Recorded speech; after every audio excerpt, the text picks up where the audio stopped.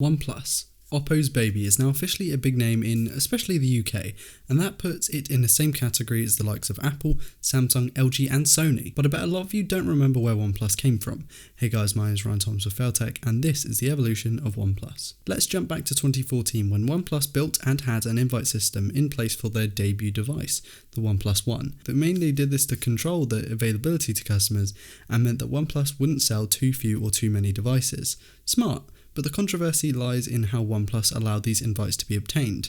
Smash the Past was a scheme where the user would smash their phone, video it and send it to OnePlus for an invite to buy the phone.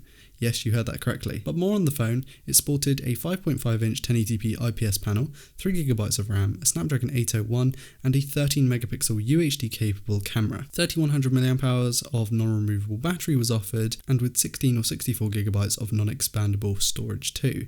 And the thing ran Cyanogen based on Android 4.4.2, but was upgradable to 6.0.1, which is quite a leap forward. The One is a true cult classic. Comment if you want me to check it out in 2018. OnePlus scrapped the Smash the Past scheme with the OnePlus 2, but it offered challenges that the buyers could get invites in other ways.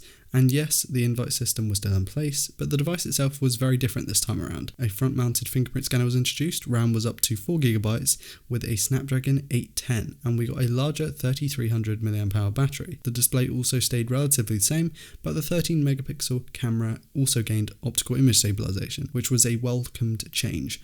Micro USB also turned to Type-C. OnePlus's smaller X would be released next in an even more budget package. Glass back, metal rails, 5-inch form factor, and, well, even cheaper? Eesh. The thing had 3GB of RAM, a Snapdragon 801, 13-megapixel camera, 1080p AMOLED display, OnePlus's first AMOLED by the way, and 16GB of storage with microSD expansion. And yes, this is the only OnePlus device to have expandable storage. And a 2525 mAh battery. It wasn't hugely popular due to the lack of fingerprint scanner and the smaller size, but it was a decent phone. I actually would be intrigued to know if you want to see a video on it. Next is my first personal OnePlus device, the 3. This phone was, in my opinion, where OnePlus really went mainstream.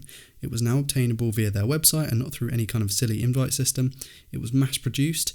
It switched to a full metal construction with an all-new 16-megapixel camera, whopping 6GB of RAM, 64GB of storage, and a 5.5-inch 1080p AMOLED display. It did step down to a 3000 mAh battery though. Dash Charge, formerly known as VOOC or Vooch, was an Oppo proprietary designed technology that was introduced with the 3 that basically was a rebrand and called Dash Charge. It smashed pretty much every other manufacturer in speed and reliability and is now one of the biggest selling OnePlus devices of all time.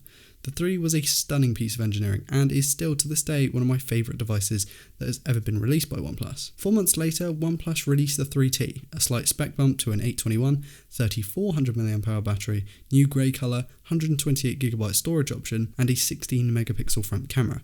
Oh, and in my opinion, this was the last properly budget phone, at least in the UK, for OnePlus. By the way, there's a difference between budget smartphone and flagship killer. The OnePlus 5 was the next device, skipping 4 allegedly because the number 4 is unlucky in China. It looked similar to the 3, but in black. It had the same 5.5-inch 1080p AMOLED display with large bezels, off-screen buttons, and front fingerprint scanner, but now had dual cameras and a horizon line. The specs and usability of the phone were pretty different. You can now get up to 8GB of RAM with 128GB of storage to match the Snapdragon 835, and you got a telephoto 20-megapixel secondary camera to go along with the standard 16-megapixel sensor. The 3300 mAh battery was about average, and the phone just seemed like a pretty big spec bump over the 3 with a slightly different design. But a few months after the 5, the 5T would be released. This is where OnePlus would create their truly 2017 phone. Yes, internally it was a lot like the 5, but it expanded that display to the fad of 18:9 with a 6.01-inch 2160x1080 panel. It also switched to on-screen navigation buttons and moved the fingerprint scanner to the rear and turned the 5T into a true Pixel 2 XL competitor. Though I'd really have wished for a larger battery over the 5, which this sadly didn't have. Now, a phone that really follows a lot of trends, OnePlus's latest offering, the OnePlus X. Notches, vertically aligned cameras, pointlessly glass backs, and a 19:9 aspect ratio display. Internally, we've got up to 8GB of RAM, a 256GB storage option, and still a 3300 mAh battery.